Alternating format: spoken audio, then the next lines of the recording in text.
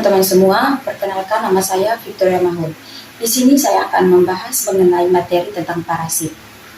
Namun sebelum masuk ke inti pembahasan, terlebih dahulu kita harus mengetahui cabang ilmu biologi apa yang membahas mengenai parasit tersebut. Jadi teman-teman, parasitologi merupakan cabang ilmu yang mempelajari parasit, inangnya, dan hubungan antara keduanya. Nah, setelah itu kita akan masuk kepada pembahasan mengenai apa itu parasit. Jadi, parasit merupakan organisme yang kebutuhan makanannya baik dalam seluruh daur hidupnya ataupun sebagian dari daur hidupnya bergantung pada organisme lain. Organisme yang memberikan makanan pada parasit disebut sebagai inang. Jadi inang ini bisa berupa manusia, hewan, ataupun tumbuhan. Oke teman-teman, selanjutnya kita akan masuk kepada pembahasan berikutnya, yaitu bagaimana siklus hidup dari parasit.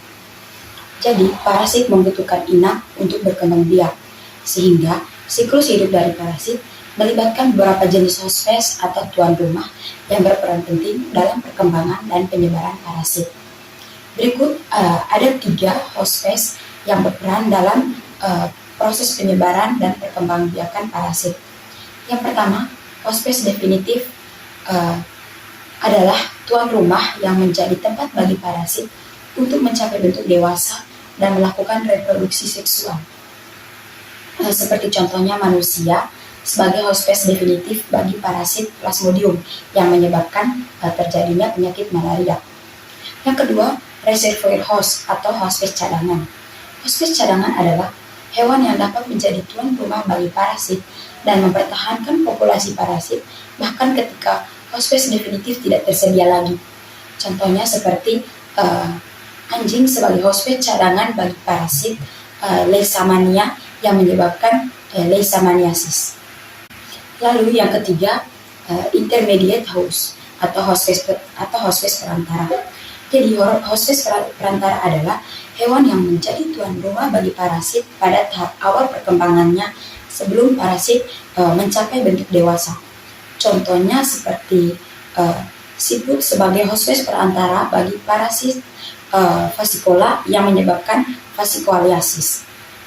Jadi teman-teman, dalam siklus hidup parasit, hospes perantara memainkan peran penting dalam memungkinkan parasit untuk berkembang dan mencapai bentuk dewasa. Setelah mencapai bentuk dewasa, parasit dapat berpindah ke hospes definitif untuk melakukan reproduksi seksual dan mempertahankan populasi parasit. Oke teman-teman, selanjutnya masuk kepada pembahasan mengenai golongan-golongan parasit.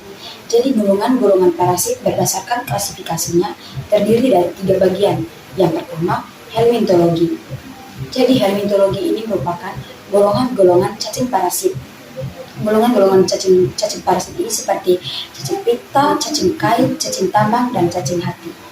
Jadi contohnya cacing pita. Cacing pita pada tubuh manusia ataupun hewan sangat berbahaya karena cacing pita ini dapat merusak usus dari tubuh manusia sehingga dia dapat menyerap nutrisi dari usus manusia dan dapat menyebabkan manusia tersebut bisa kekurangan gizi sehingga menyebabkan gizi buruk.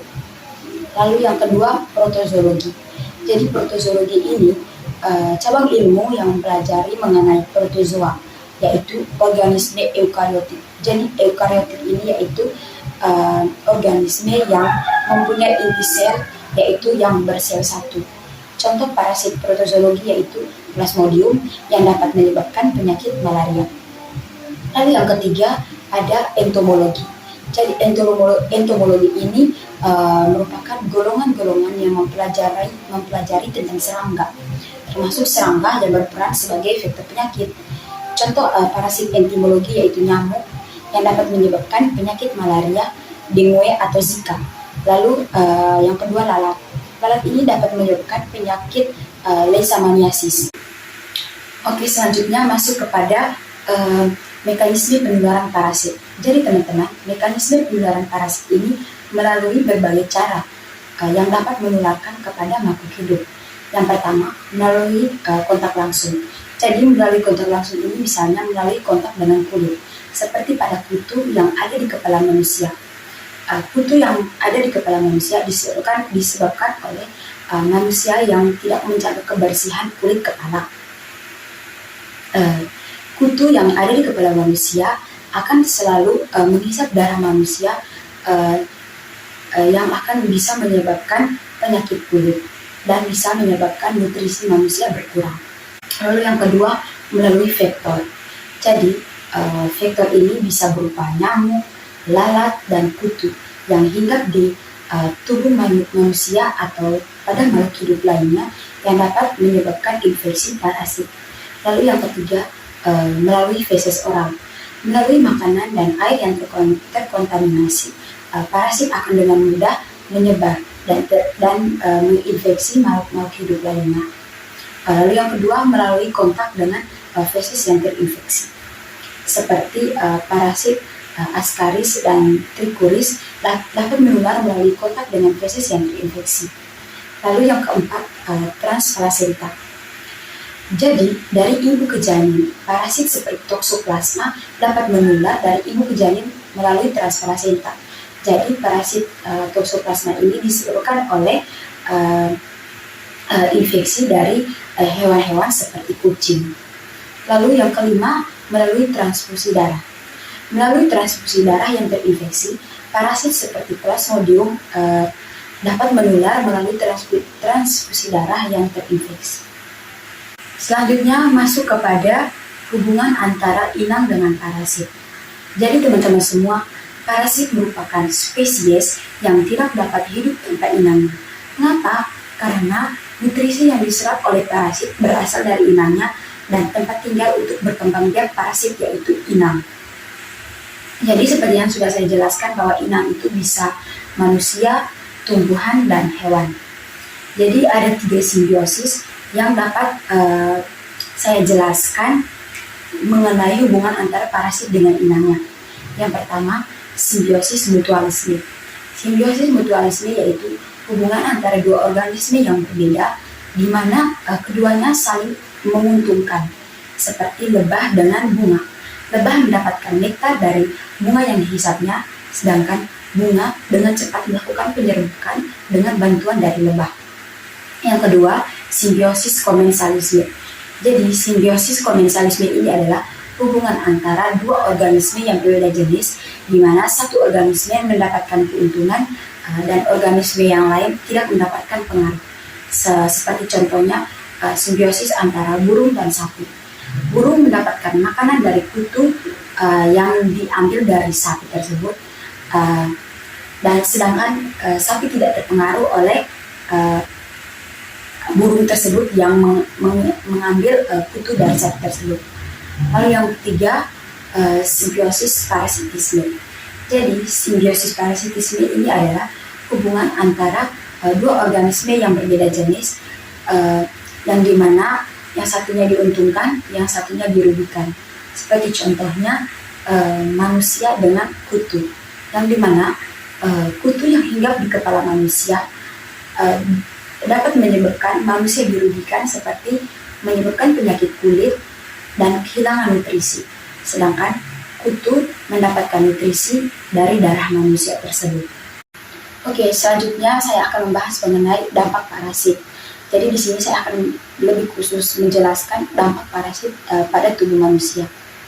Jadi teman-teman, perlu diketahui bahwa parasit selalu memerlukan hospes untuk menumpang. Seperti yang telah dijelaskan sebelumnya, bahwa parasit akan mengambil nutrisi pada inang atau hospes untuk kehidupannya. Lalu bagaimana dampaknya bagi inang? Dampaknya adalah inang akan mengalami kekurangan nutrisi dan dapat menyebabkan penyakit. Manusia sendiri menjadi inang dari beberapa parasit. Parasit yang menginfeksi manusia umumnya ditularkan dari hewan.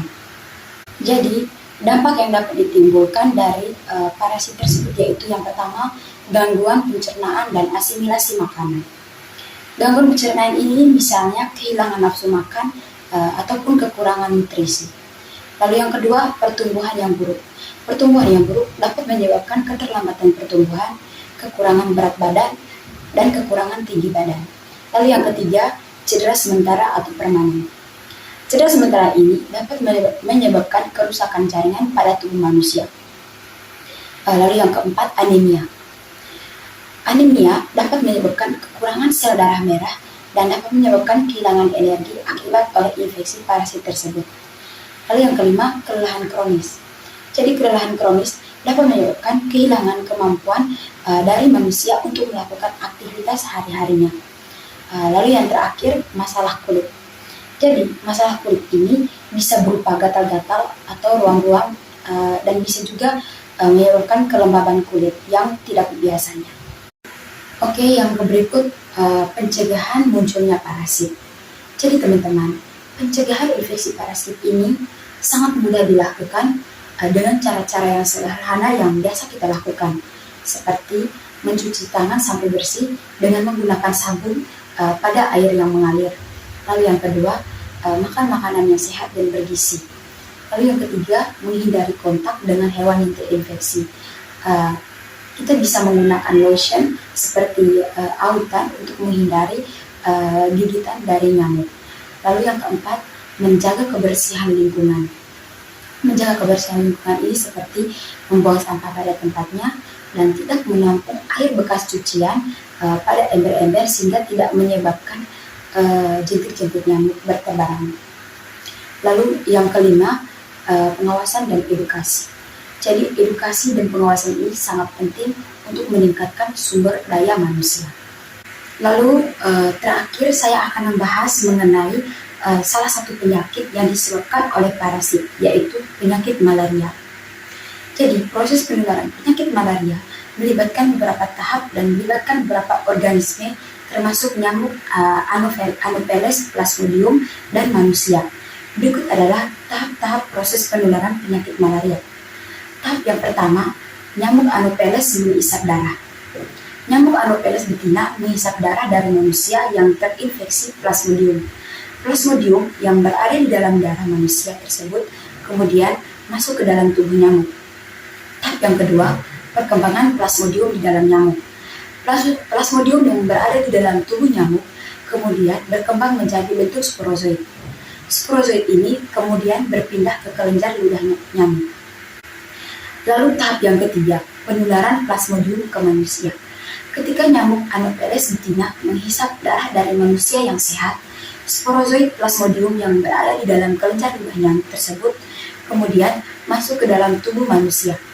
Sporozoid ini kemudian berpindah ke hati manusia dan berkembang menjadi bentuk trofozoid. Jadi apabila penularan Plasmodium ini kepada manusia, misalnya kepada ibu hamil, akan diteruskan kepada janinnya melalui transplasenta. Lalu yang berikut tahap keempat, perkembangan Plasmodium di dalam manusia. Trofozoid Plasmodium yang berada di dalam hati manusia kemudian berkembang menjadi bentuk skizon.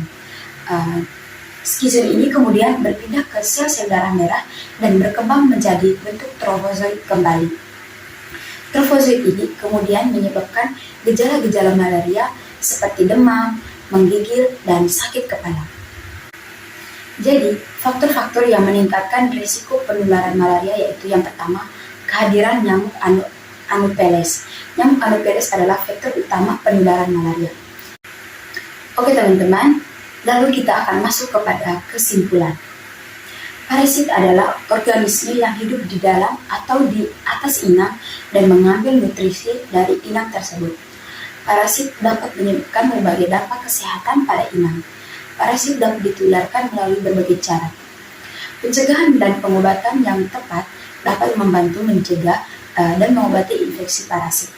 Penggunaan obat antiparasit meningkatkan sistem imun dan melakukan perubahan gaya hidup sehat dapat membantu mengobati infeksi parasit. Semoga materi ini dapat bermanfaat bagi teman-teman semua, dan apabila ada kekurangan saya mohon maaf. Terima kasih.